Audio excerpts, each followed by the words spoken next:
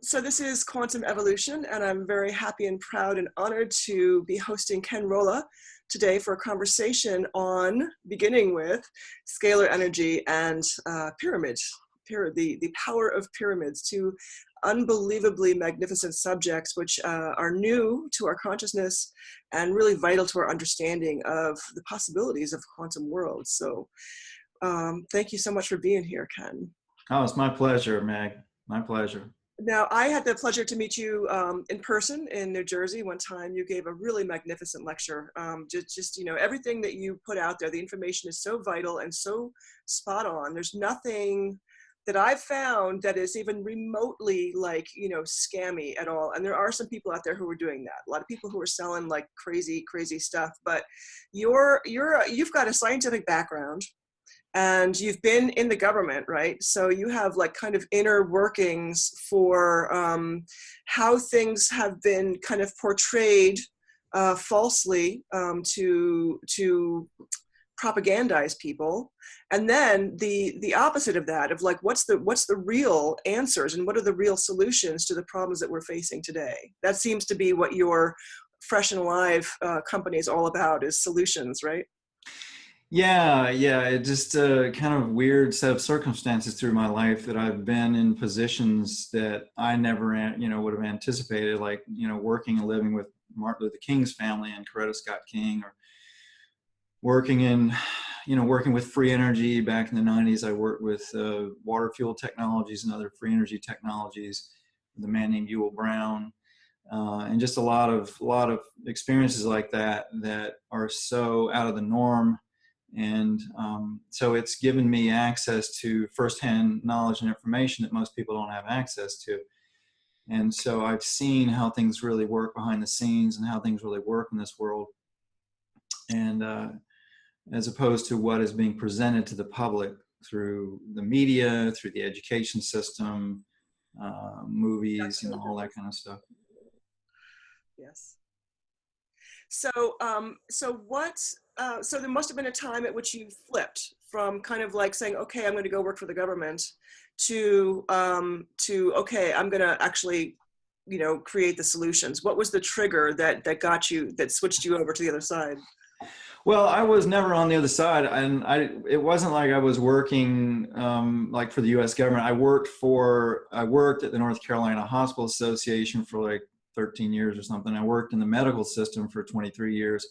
I worked in local governments, and when I was working at the North Carolina Hospital Association, I worked with lobbyists and legislators and people like that in various capacities. And also I worked with hospital executives and healthcare executives because my job was maintaining information systems in a data center and all that technology. And so part of my job was to teach healthcare executives how to implement technology to further their agendas. So when I was in those systems, initially, of course, I was young. I was in my 20s and 30s, and I was not aware like I am now. I never even heard the word Illuminati back then. And so I was just working in these systems like everybody else in those systems for the most part, that believed that they were participating in something that was beneficial to society. And certainly, there are benefits to the medical system. I don't want to discount their contributions, particularly for acute healthcare. If you're injured and acutely, we've got really good medical care for the most part. But for degenerative stuff, I had degenerative health issues from a lifetime of poor diet and, just doing the standard American lifestyle and diet. And so it wasn't until I met someone who had worked with Dr. Gabriel Cousins at the Tree of Life Rejuvenation Center, who kind of switched me on to this whole other reality of natural health and living foods and just a whole different way of doing things. So that was kind of the impetus. Because I was sick myself, I was very hypoglycemic. I had really major blood sugar swings. So I was kind of like Dr. Jekyll and Mr. Hyde, depending on how well I slept or ate. And so this friend turned me around, showed me a new path, and and I just lived it and did it for many years, my wife and I, and never had any inclination of teaching it. But kind of serendipitously got into it because people kept asking me about it, and I got tired of friends always needling me with questions. So I wound up doing a workshop to get my friends off my back, and I had about 15 people in the workshop, and I spent a whole day and I taught them the whole living foods lifestyle and detoxification, that kind of stuff. And so I figured they would leave me alone, but they went and told people. And so then I had to do another workshop, and they went and told people, and it just grew and grew and grew and just, went nuts. And so it wound up overtaking my full-time job. So that's kind of how I got out of the status quo and into natural health. And because of my background in electrical engineering, and my formal education is in electrical engineering, I was seeing things in what I was learning that most people in natural health weren't seeing. And I've always had an interest in quantum physics and the esoteric. And I've also had a lot of really unusual experiences, like, encountering extraterrestrials. And so all of these kinds of things that were out of most people's realities kind of amalgamated into this viewpoint and understanding of things that was very different from what most people were teaching. Wow. That's so much already right there. I mean, I know I have never had a ET experience. I've had extrasensory experiences, but I know a lot of people who have. And so it's seemingly more common now than it was like when we were growing up. We always had the stories, right, of people being abducted, but never knew anybody personally. But there's so much information on that now that seems to be changing, and it has to do with dimensions, right? Like your access to other dimensions. Yeah, it's the ones that I encountered. There were 3 reptilians. They were very large. I'd had about 2 years, maybe more, of telepathic contact with these beings that identified themselves as extraterrestrial, and I didn't really believe it. I just thought I was talking to myself in my head. Right. And so I said, to these voices in my head, which I know sounds completely schizophrenic and paranoid, that, well, if you're really ETs, then I got to meet you in the physical. Otherwise, I'm just talking to myself. And, but the thing was, it was like there was all this information that was coming in just out of the blue that had nothing to do with what I was involved in my own life. I was like in computer science, and I'm a computer programmer and IT person and department manager and stuff. And then I've got these voices coming into my head talking about all this physics stuff, like monoatomic gold and all these things. It's like, okay, that's nice, but that has nothing to do with my world. And so I kept pressing, to meet these ETs in the physical, and they kept saying, no, we can't do that because it would traumatize you too much. Human DNA has been programmed to fear us and all this kind of stuff. And they said it would thwart the work that they wanted to do with me, which I didn't know what that meant. I just, so I kept pressing for it. And then eventually I did. I was at a very special place in North Carolina. And it was a kind of a PowerPoint where it was a vortex point, which we can get into more. But so I was there meditating with a guy, and who was trying to convince me to run off with him to the former Soviet Union satellite countries that had broken off of the Soviet Union, to set up computer systems, which, as it turns out, were for the what I call world management, or the powers that be, to maintain control over those countries through their economies, basically by setting up foreign exchange systems, currency exchange, stock markets, banking systems, all that kind of stuff, so that the IMF and other countries could control them. And I didn't know any of this at the time. I just didn't want to work with the technology that was involved, because I was working in a state-of-the-art facility with all this nice, fancy technology, and it would be a downgrade in my career. So this guy is trying to talk me into it. And so he asked me to go and meditate at this spring that had been dug out.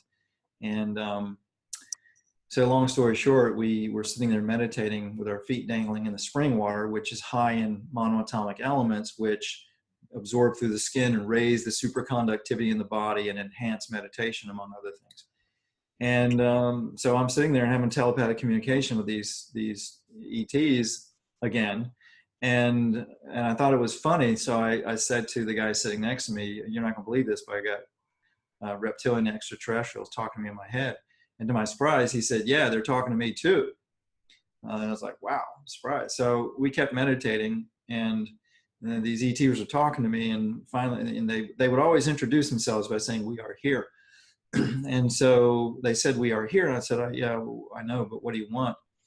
And they said, no, we're here in the physical, open your eyes. And we both opened our eyes up, and off about 50 yards away in the woods, this was at dusk, and they were kind of backlit. There was these three humongous reptilian, humanoid, extraterrestrial creatures standing in the woods.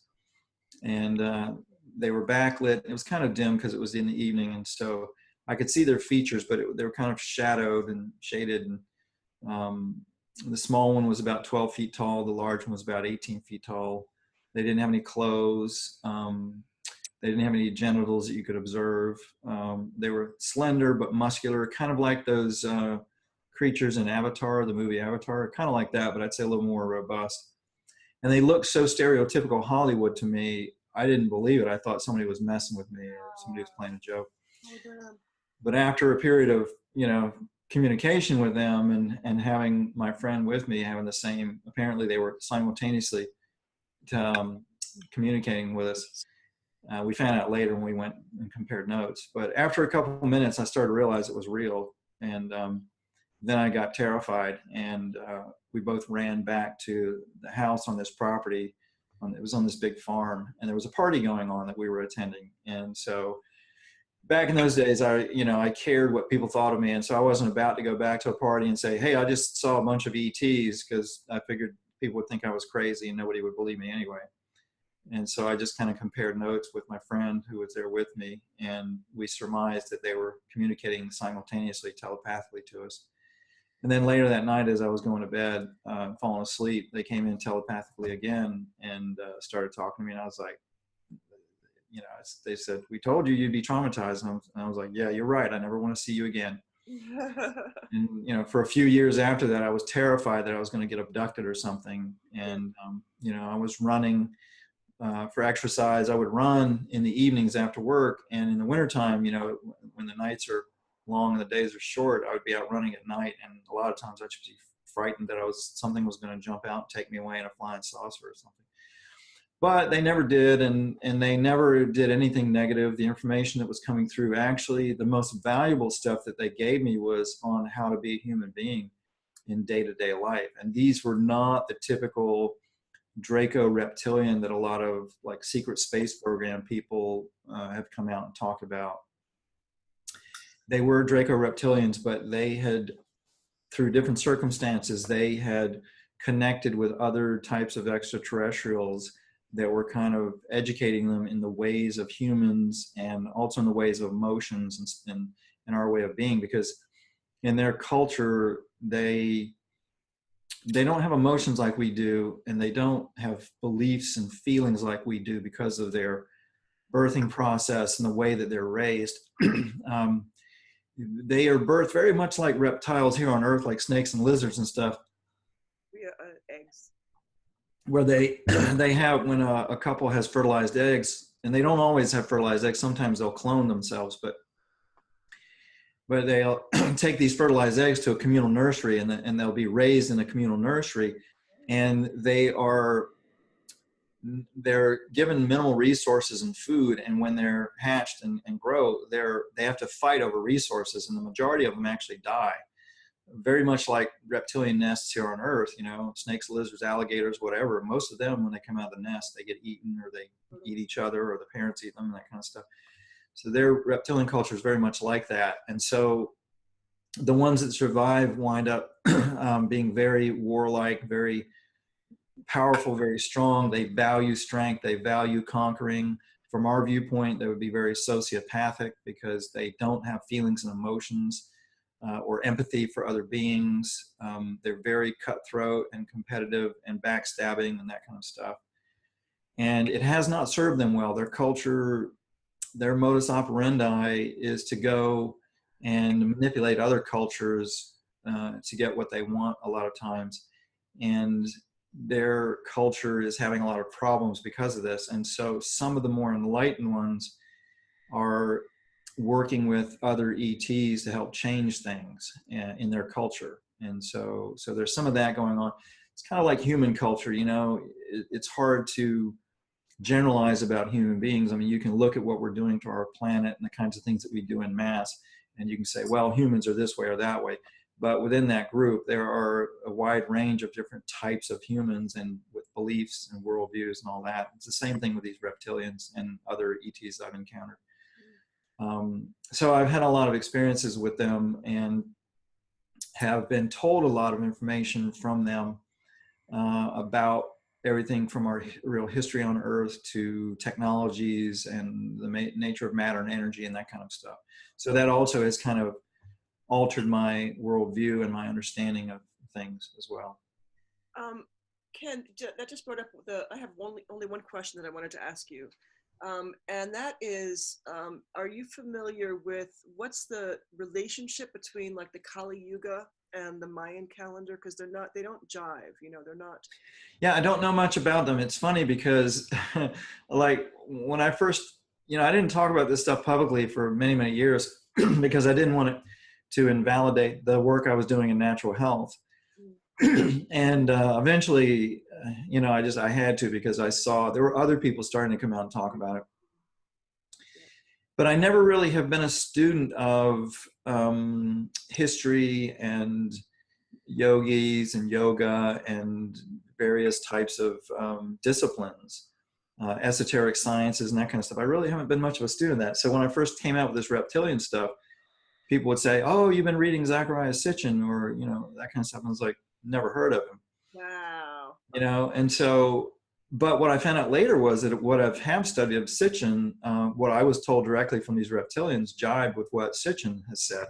Interesting. And so that also has given me a rule of thumb when I see people coming out claiming to be secret space program insiders. I just compare what they're saying with what I've been told directly, and you know, I can tell which ones are MK Ultra mind control subjects and which ones aren't, based on that.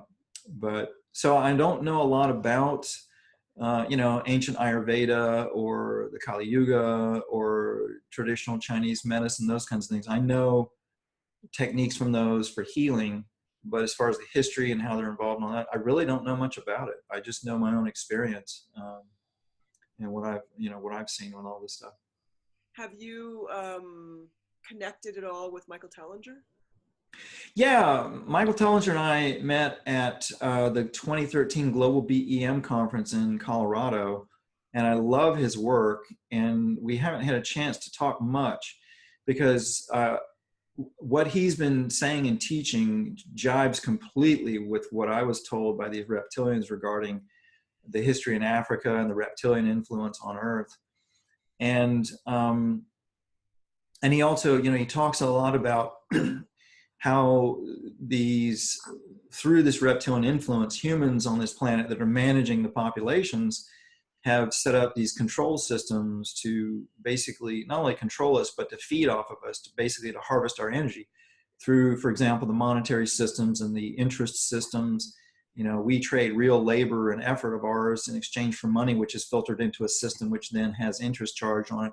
And ultimately we're harvested through that system and also other ways energetically.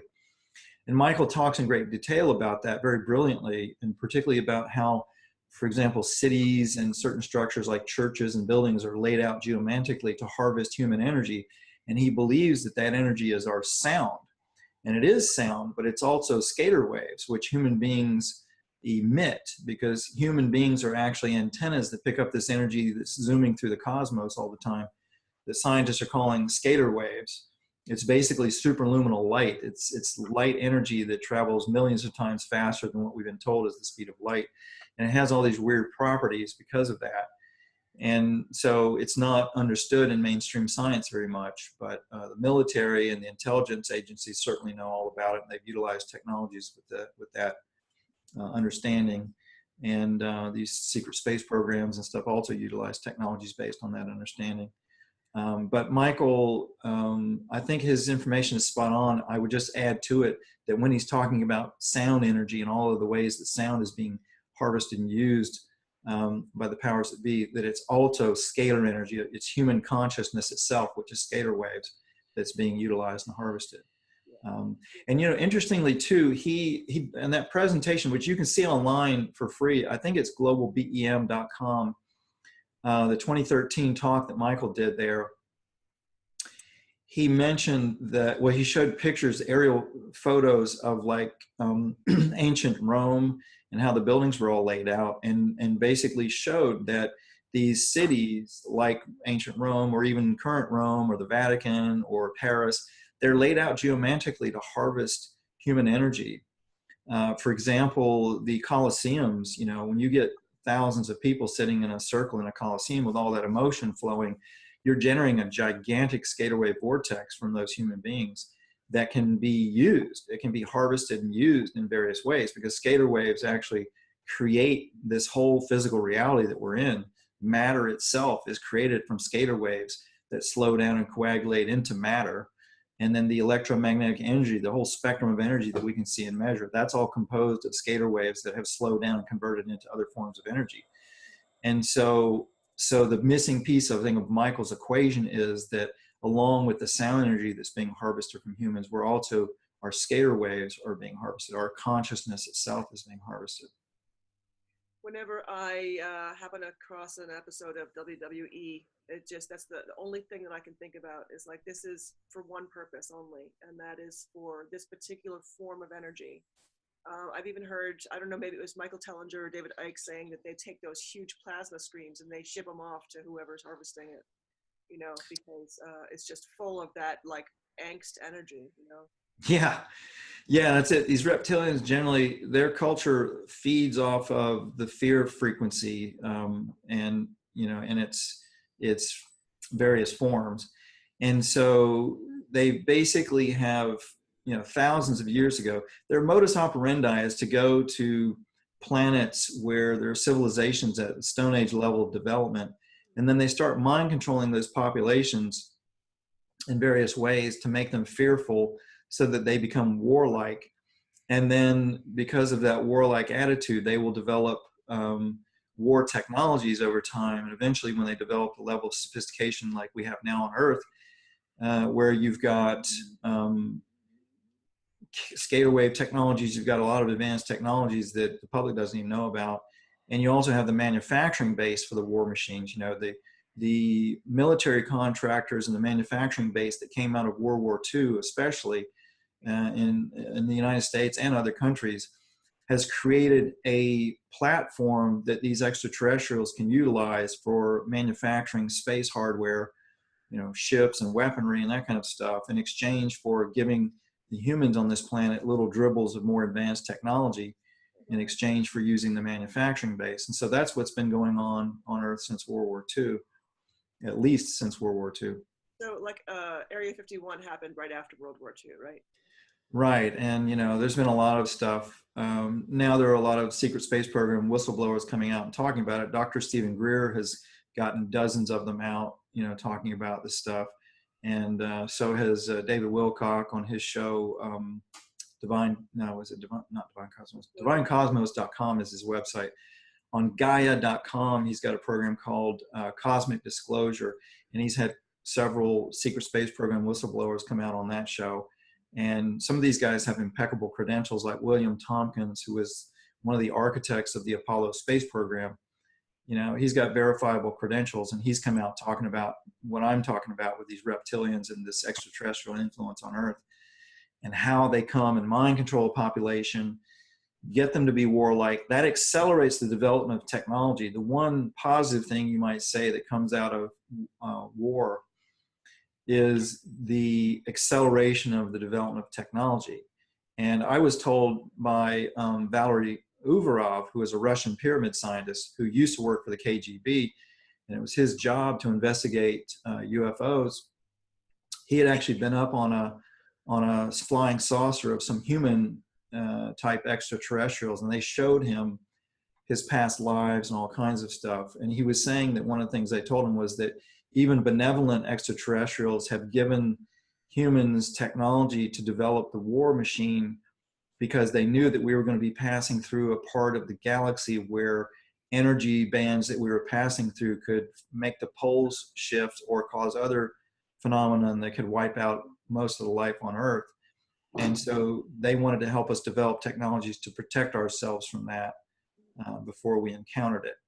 So, yeah, there's a lot more information about this stuff coming out, but this reptilian influence has been around since humanity's been around, really.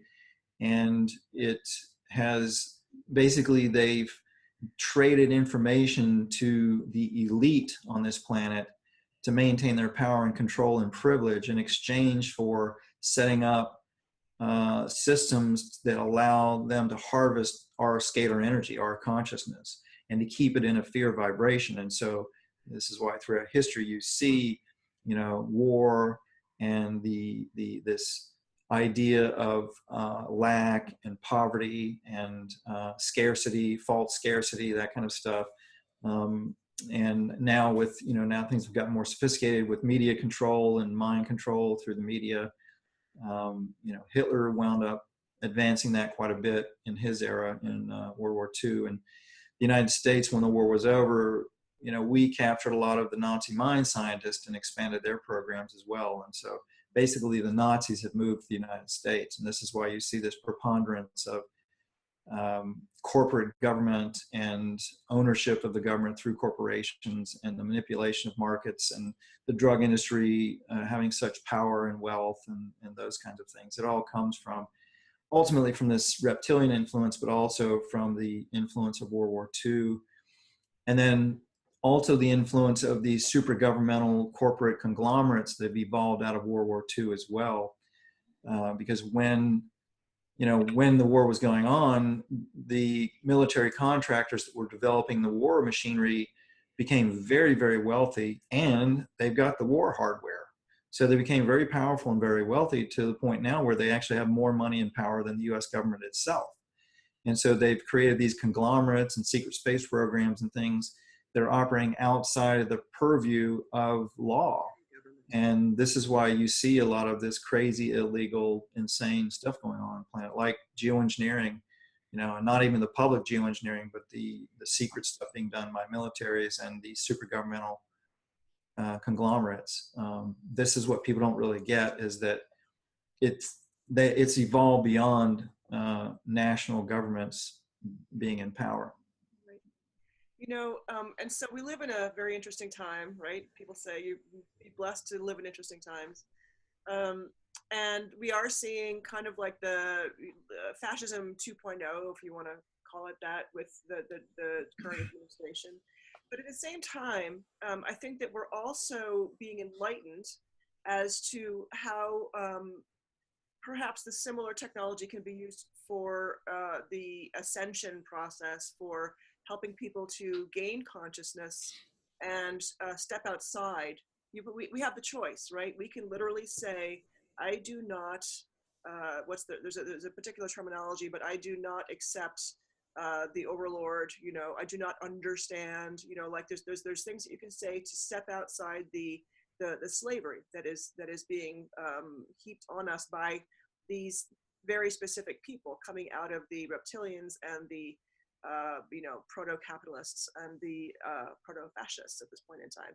We do not have to acquiesce to their enslavement of humanity and the earth in general. So for those of us who are actively working towards that and trying to, in a bodhisattva kind of a way, help others understand, right, that there's this other way of being that is outside the indoctrination process. What is it there now that we have access to that we can use at this point in time to become more whole, healthy, happy, and fruitful people?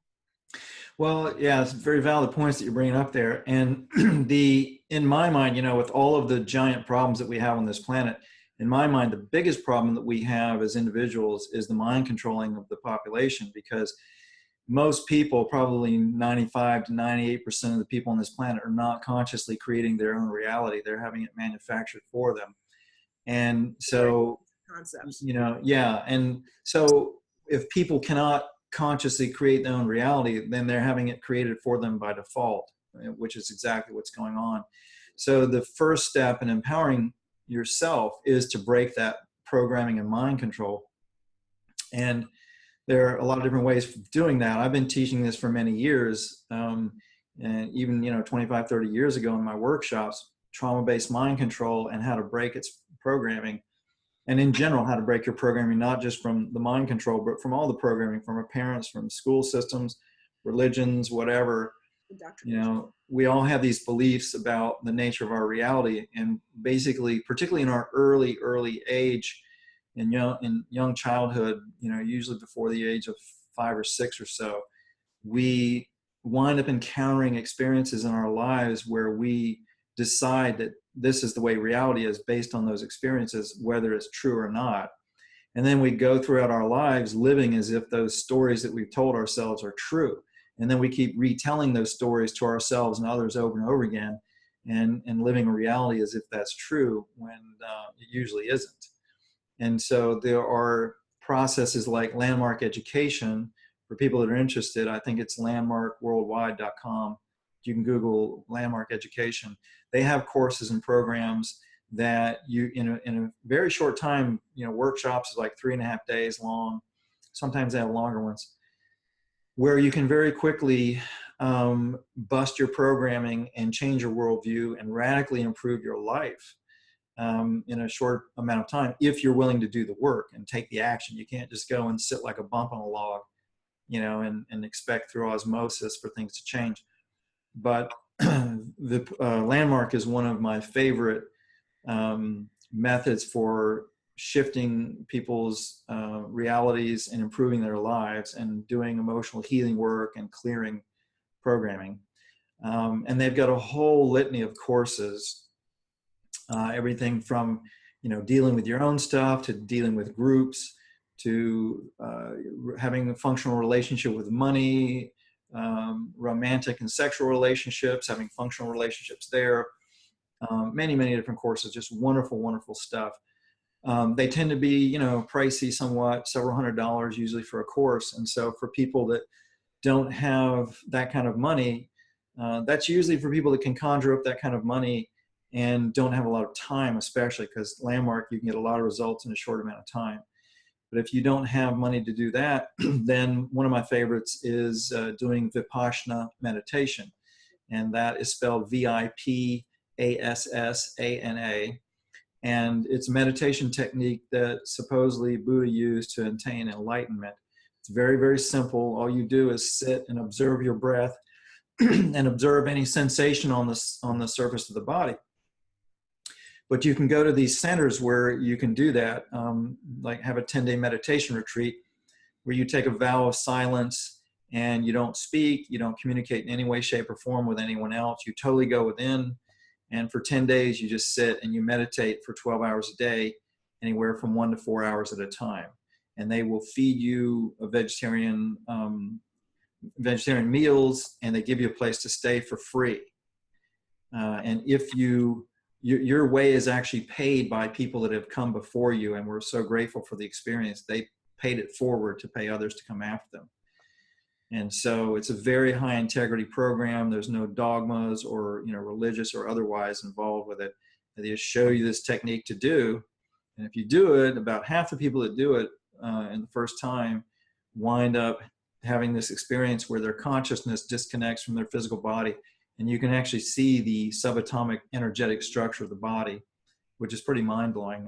When I did it, I was like floating in this ocean of particles, these purple and white and red particles, brilliantly lit like neon, just glowing and flashing, kind of like an old CRT television screen when there's nothing on but static. It looked kind of like that, but very brilliant colors. And I'm floating around in this sea that was shaped like, it was like this giant shell shaped like me, my body. And as I'm floating through this, I saw little pinches in the field, in the pattern. And just, I would think to myself, I don't like the way that looks. And then when I thought that, these little pinches in the pattern would go away.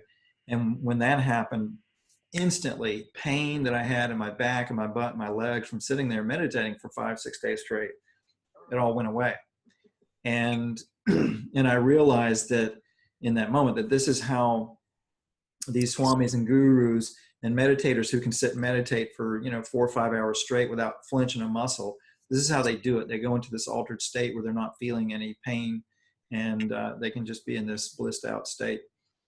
So that is a very deep, deep healing, and it also reprograms the unconscious mind, and there's no real logic to it. It's not a thought process. You're not thinking. You actually have to stop thinking, and it takes, for most people, about 5 or 6 days for the mind chatter to clear. And when the mind chatter clears, that's when the magic happens.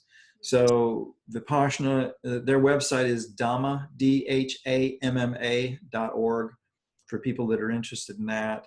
That's one of my favorites. I also am a big fan of rebirthing. There's some gifted rebirthers out there. So rebirthing is a breath work process that will help release trauma and release programming. There's also a really wonderful practice called the emotion code, which you can learn yourself, and you can find practitioners to go to as well. I have a practitioner that I know of who I think has surpassed the guy who invented the emotion code. And so I always use her and work with her for doing that process. Her name is Lori Bengston, and she's on the services page of my website at freshandalive.com. So if people want to go there directly, you can just go to services.freshandalive.com, and you can see Lori Bengston there. She does appointments remotely over the phone. It's a really amazing process.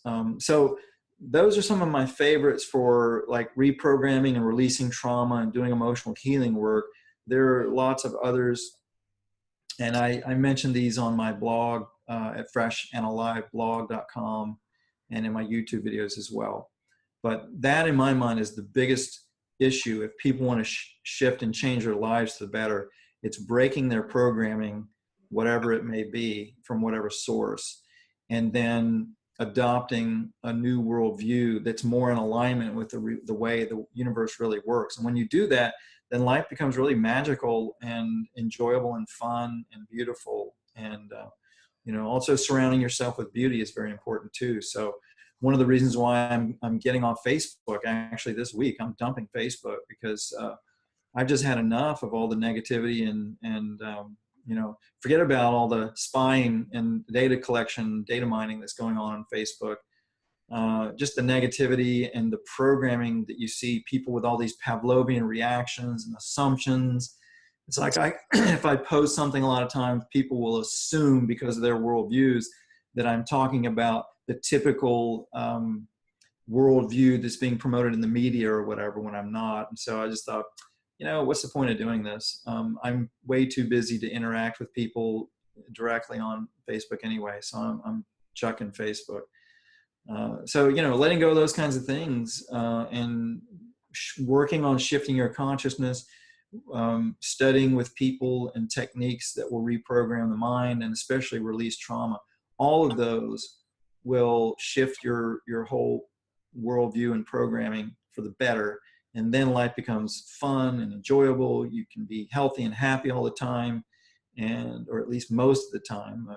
There is a benefit to having some adversity and sadness in your life, but you don't have to have it.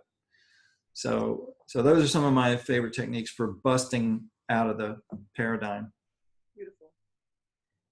Now, in the interest of time, I could talk to you for a long, long time, but I'm really interested to know kind of the fundamentals of scalar energy and what are the implications that now that we know what it is, what are the implications for, the future for the people who are able to bust out of the paradigm? Okay. Well, scalar energy or scalar waves is the latest name given to this subtle energy that's been around for thousands of years. Humanity has written and talked about it for thousands of years. They've called it different things. Chi, prana, orgone, tachyon energy, 0-point energy. There's a whole slew of different names that's been called. David Wilcock calls it the source field. Is that right? Yeah. David Wilcock calls it source field. But it's basically this light energy. It's photonic energy or light that's traveling millions of times faster than what we've been told is the speed of light. I was taught in engineering school, for example, that light travels at 186,000 miles per second.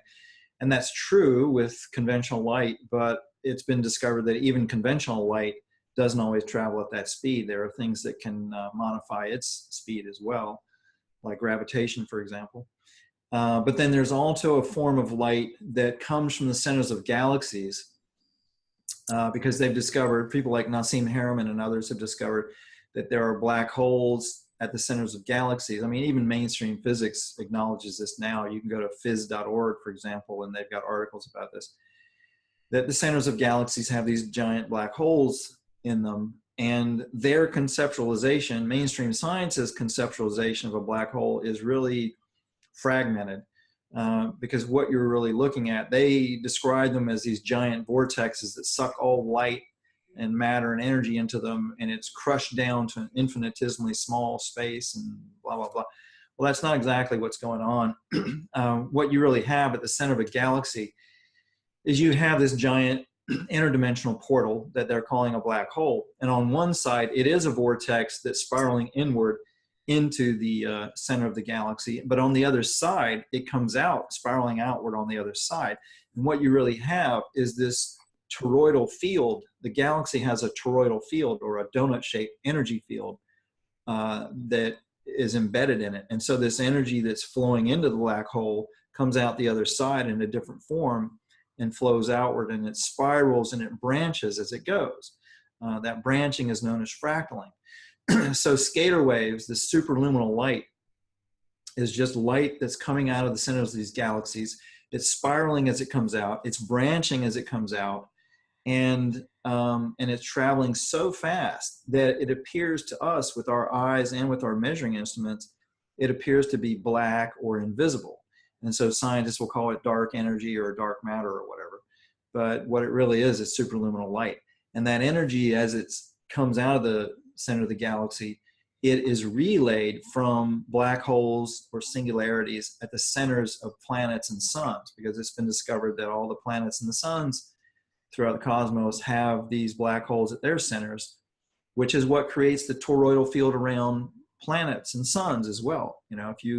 It's well known that the Earth has a magnetic field that's toroidal shaped, it's donut shaped, right? And it's also a scalar field. And so every planet and every sun and planet has this. And these black holes at the centers of these celestial bodies, they act as relays for this energy coming from the center of the galaxy. So that energy is relayed from the large suns at the center of the galaxy outward, from sun to sun to sun. And so we've got this giant cosmic web of scalar energy that's flowing through everything. And it's kind of like this galactic chakra system with this energy flowing. And so when it gets to us, it's coming down from our sun and up from the center of the Earth, because the Earth has a black hole at its center, or a singularity. And so we're having this scalar energy bombarding us from below and from above. And we ourselves, we are a fractal antenna that picks up this scalar energy and then rebroadcasts it in a local toroidal field around us. So this is why you have these practices like Tai Chi and Qigong and Ayurveda, where you do these energy exercises of bringing energy down from above into the crown chakra and up from below into the root chakra. The reason that you're doing that is because the brain is a scalar wave transceiver, meaning it's like a radio that can pick up and rebroadcast these scalar waves coming from the cosmos into a localized area. And the brain is like the receiver for that, and then it broadcasts that energy down through the nervous system and outward. And so what you've got, your body is a fractal. It's a branching like a tree. The body itself is a fractal. The nervous system is a fractal antenna that can pick up lots and lots of different frequencies and rebroadcast them. And so this is how we create our realities individually and collectively. As individually, we're putting out these fields, these scalar energy fields, and scalar energy creates and can alter matter. And so this is how we're moment to moment recreating our physical bodies. And it's also how we attract the frequency of other consciousness, which is scalar waves, to us, that resonates with us and allows us to co-create our reality. And because this energy can modify matter within our own bodies, it actually is how cells regenerate.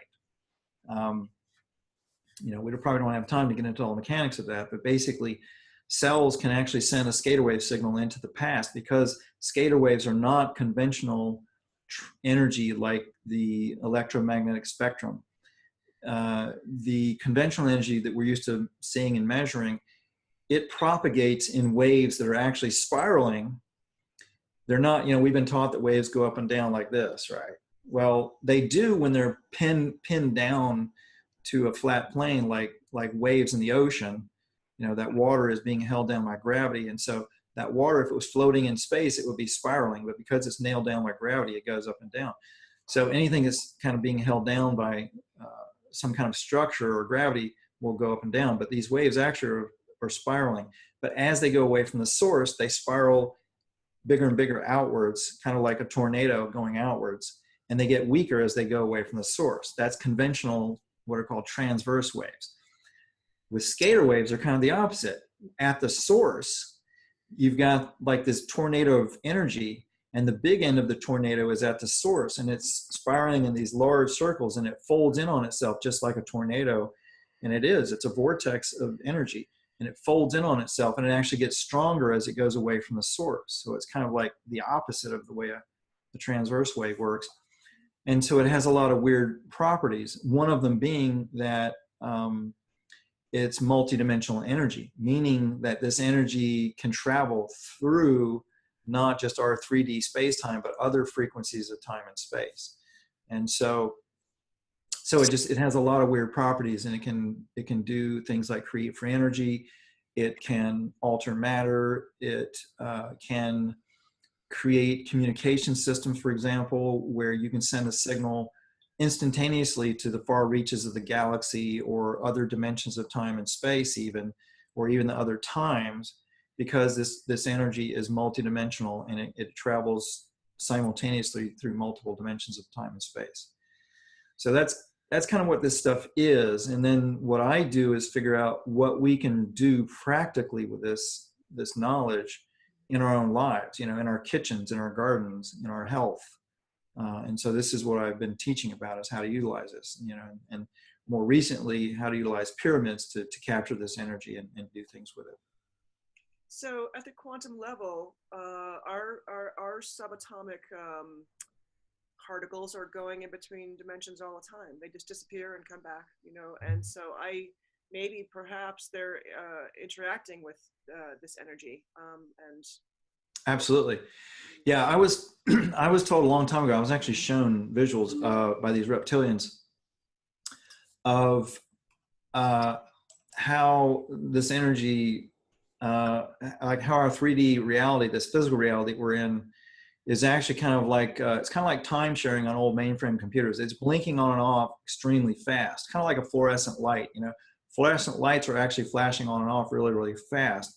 It happens so fast that to us, it looks like the light is continuous, but it's actually flashing on and off.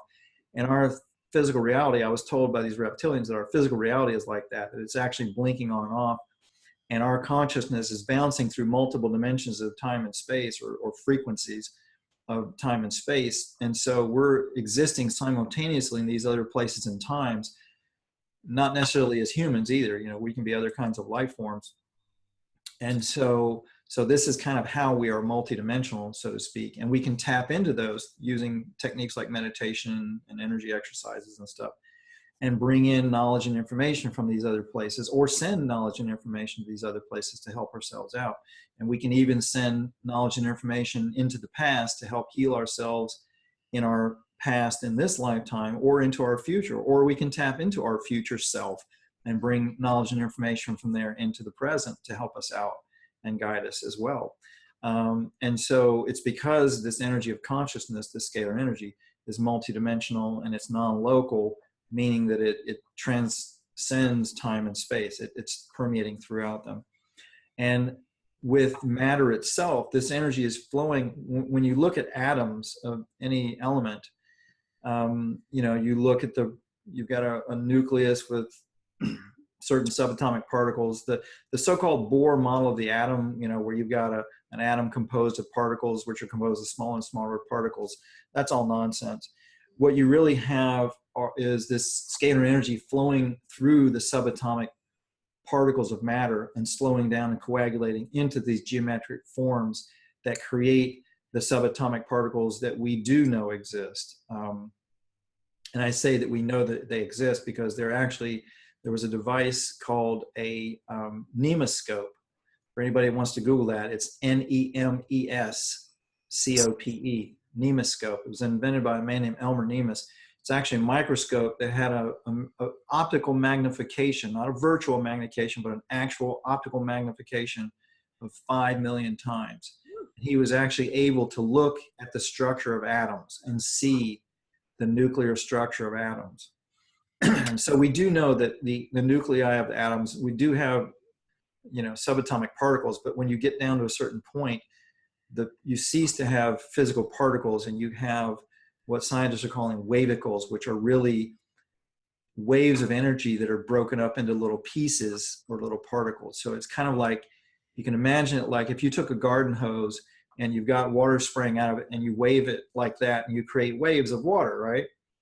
And then if you shut the water on and off really, really fast, so it's shooting out little blobs of water while you're waving it, you're going to still get the waves of water, but they're going to be broken up into little pieces, little particles. That's kind of really how the scalar energy works. It's these wavicles, these particle waves of energy. And this is why in conventional mainstream physics, there's been a debate for eons about whether this energy, these subatomic energies are particles or waves. Well, they're actually both. But at any rate, what we've been taught about the nature of matter and energy is fundamentally flawed. And this scalar energy that's coming out of the centers of galaxies, it flows through everything, and it's flowing through the space in between the particles of matter itself. So we're actually immersed in this ocean of energy that is huge amounts of energy. 1 cubic centimeter of this scalar energy could boil the oceans on the planet. And so this notion that energy is scarce and that that we have to spend a lot of money to proprietary technologies to harvest all it is nonsense. There have been many free energy technologies that have been brought out onto the market. Tesla being one of them, but there have been many others that, and I've worked with some, so I know this to be a fact. And they've been suppressed because it threatens the existing power structures and control systems and energy production systems on the planet. But increasingly, that technology is getting out into people's hands thanks to the internet, and YouTube, and stuff like that. More and more tinkerers and inventors and people are just making free energy devices and using them, and they're not asking for permission. Well, more and more it's true, especially outside of the U.S.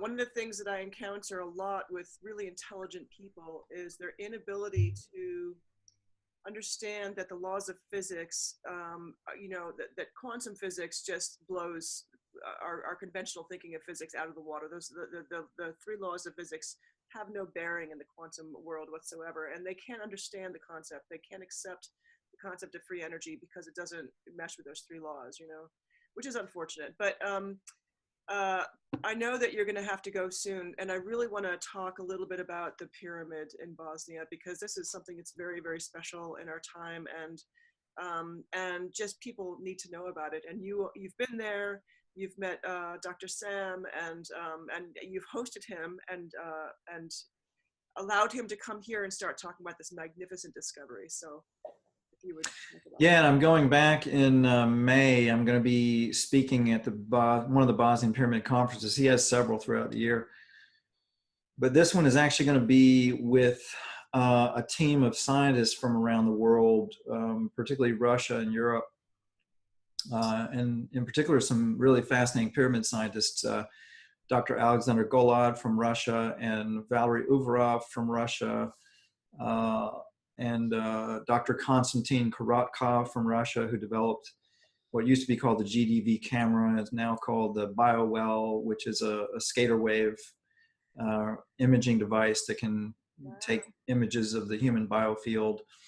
So basically this conference is going to be these people and I speaking about how to utilize this energy, how individuals can utilize this energy for practical purposes. And then after the conference, these speakers are going to get together and brainstorm on how we can disseminate the knowledge and information to the mass consciousness on the planet of how to utilize these technologies themselves for healing, for free energy, for all kinds of benefits.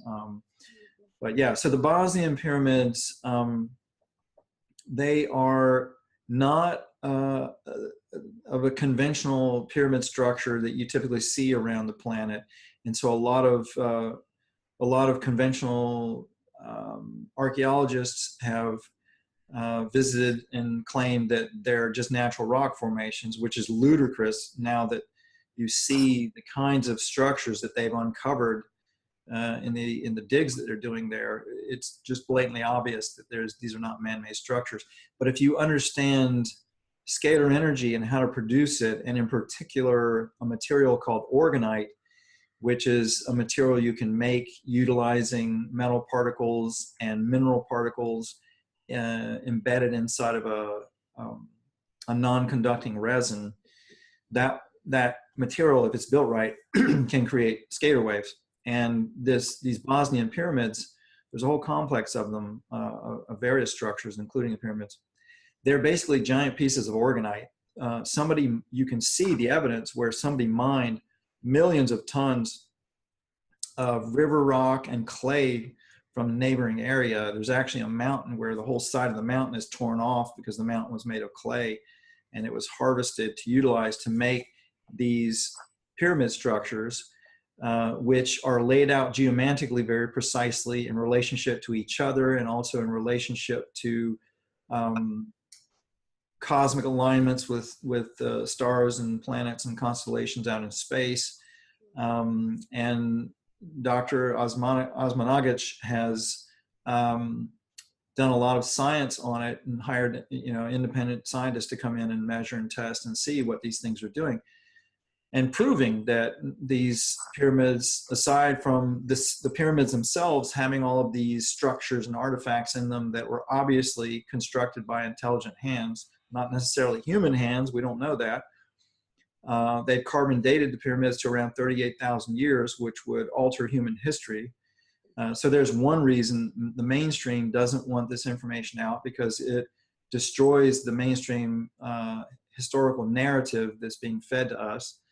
But it also, these pyramids are the largest ones that have been discovered in the world so far. And so they threaten the coffers of other pyramid sites in the world, because they're big tourist attractions, like the Egyptian pyramids. They're a multi-billion-dollar industry in Egypt. And so the archaeologists in charge of those projects and those governments, they are vehemently attacking Samir Osmanagic and his discoveries, claiming that they're not legitimate pyramids because their income is threatened. And then they've discovered that these pyramids generate all kinds of energy, including scalar waves and electrical energy.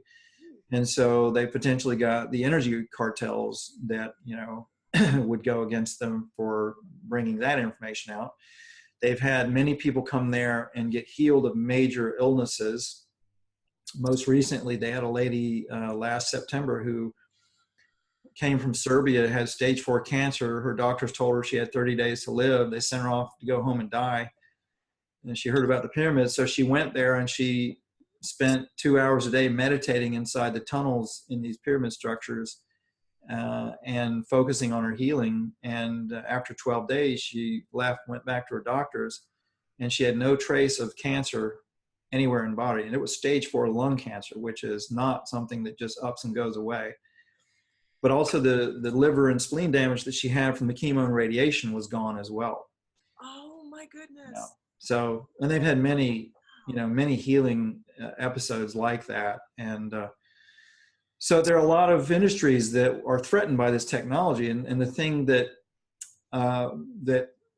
Samir and I and others are trying to get out is that anybody can build these technologies. You don't have to have a giant mountain-shaped size pyramid to have these benefits. You can build a pyramid in your backyard, or a bunch of small pyramids in your backyard, and do the same things for your own self. Protect yourself against electromagnetic radiation, because these scalar fields, if you build the pyramids right, you tune them to the right frequencies, then they will have various benefits, including putting out a scalar field that will protect you against electromagnetic radiation, or EMF.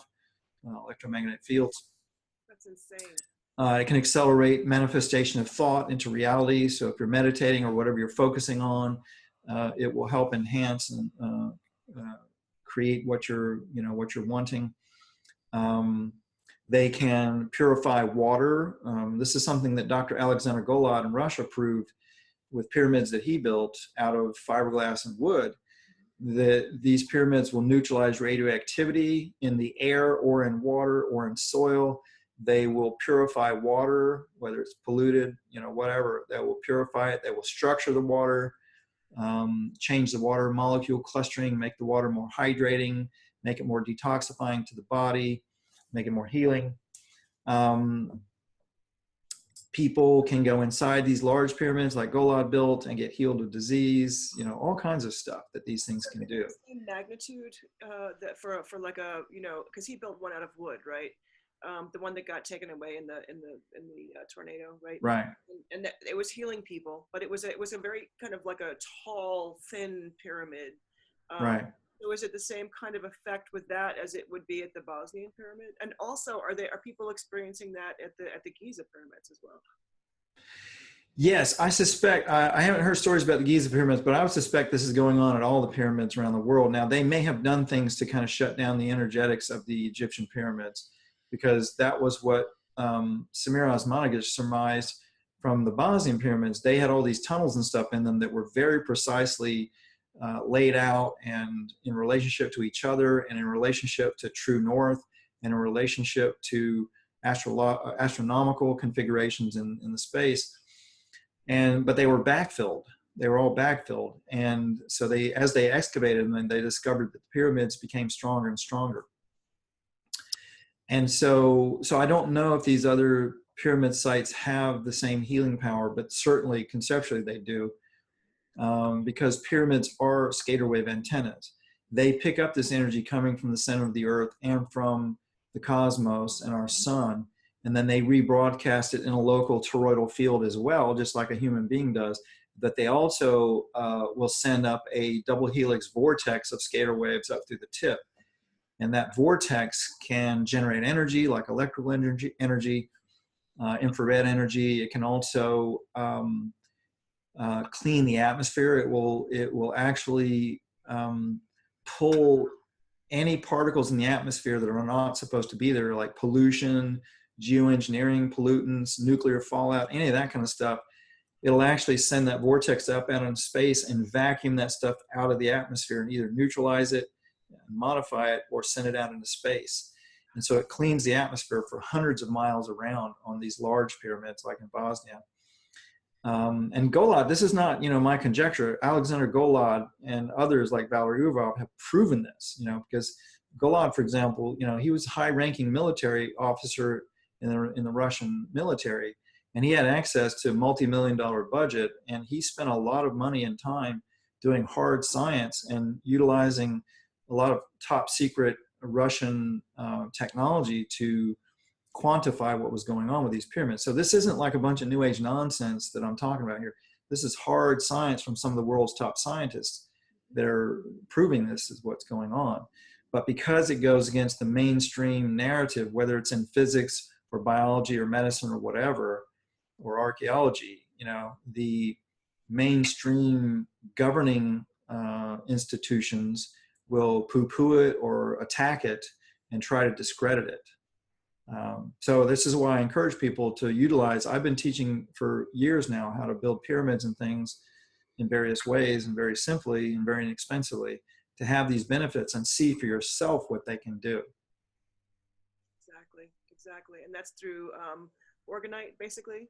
So you Orgonite. Orgonite is one way. You can pile rocks up in your backyard. If you've got volcanic rocks that are high in monoatomic elements like granite or basalt, or even better, if you get shungite from Russia. Shungite is a mineral that's extremely high in monoatomic minerals known as ormus elements. And those will pick up and rebroadcast scalar waves really well. So you can put these stones, you could pile them up into a pyramid shape or a cone shape in your backyard. You could cut them into small pyramid shapes and put a bunch of them outside. You can get shungite powder and put it into organite or any kind of a cast material. You can cast it into the shape of pyramids and put them outside. I've been teaching people to do this. You can, a lot of ways of doing it. You can make obelisks. Obelisks also are scalar wave antennas. You just need to study it and understand, how to structure it. But for anybody, you can build a pyramid with equilateral triangle sides, and that will have benefits of various kinds. So essentially, we can improve our bodies as antennas, scalar wave antennas, by curing trauma. Like my thing now is helping people understand that we live in a PTSD culture, and it's our responsibility to heal that within ourselves. And then once we've done that, then we can improve our health by eating more organic, raw foods, live foods, and you teach so many ways to take soil, and if you're growing food, you can create incredibly nutrient dense food. You can revert GMOs to their natural heirloom status. We can literally create these little gardens of Eden with the information that you present on your website, really quite simply and effectively. And it just allows for the improvement of our own selves to be more in tune with the cosmos, achieve more of a unity consciousness, know that we're all connected, get rid of that sense of separation that is, the indoctrination, right?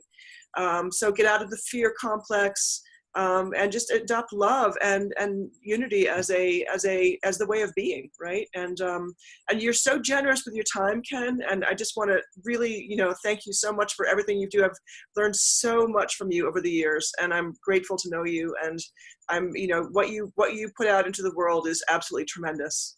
So well, likewise, Meg, I appreciate what you're doing. I've seen some of your YouTube videos, and you're doing great work getting this information out. And this is what we all need to do, in whatever capacities we can, is to work on ourselves first and do the work on ourselves. Don't go preaching to other people, but just share what you're being exposed to. And some people will think it's nonsense, and some people will resonate with it, and that's fine.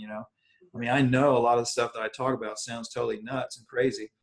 And for many years, I wouldn't talk about it because of that. But I realize it's like people need to hear this stuff, even if it's unpopular, even if it sounds like a bunch of new age nonsense. I do, when I have time, particularly in workshops where I've got whole days, I do present the scientific evidence of this stuff, that these discoveries. It's not just me saying this stuff. There are hard scientists, and I like having scientific facts to back up what I'm talking about.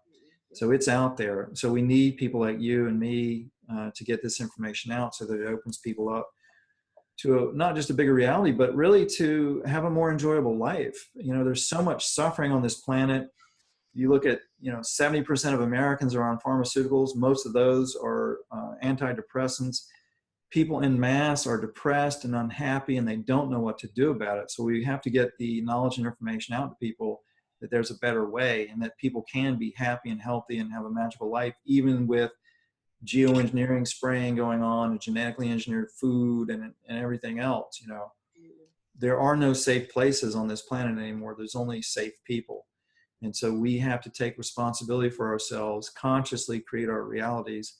And that doesn't discount the presence of God or the hand of divine power in all of this. But, it's like you can't just sit in a closet and meditate your life away and think that everything's going to come to you. You have to get out and take action. And so it's kind of like Ben Franklin said, God helps those who help themselves. So we've got to take the action. And so, getting this information out, I think, is vital to that. It is absolutely true. And, just in closing, I just want to say that, in my own journey of healing, which you have been a huge part of, there came a point at which things just sped up.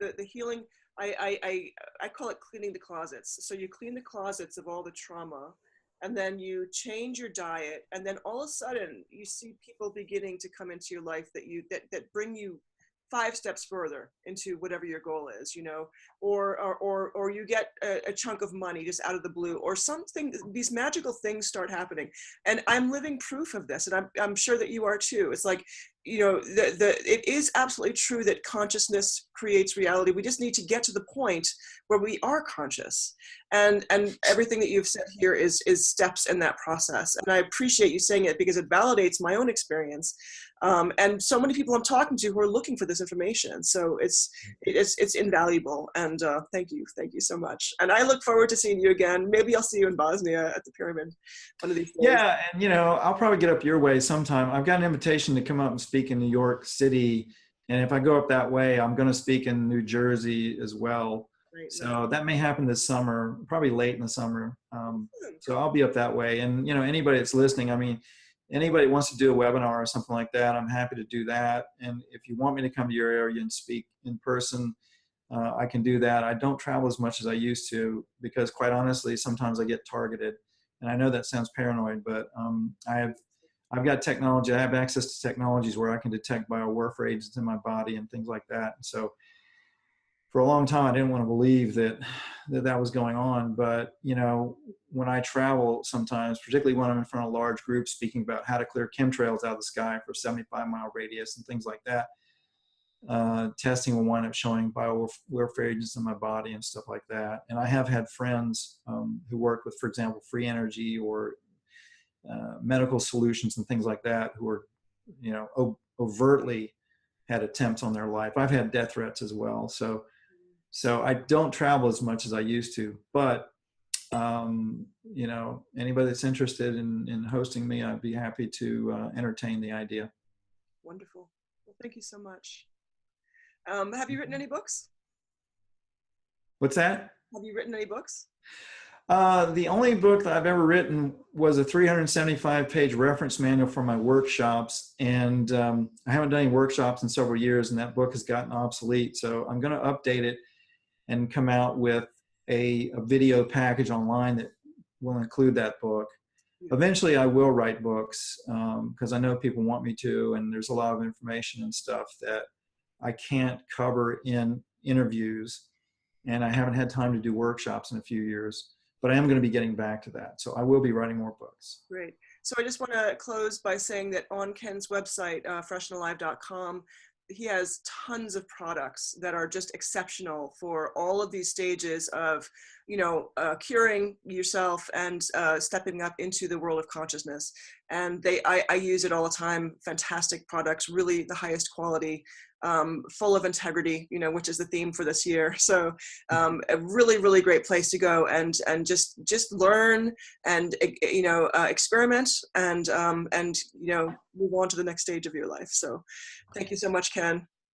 My pleasure, Meg. Thanks for having me. All right. Take care.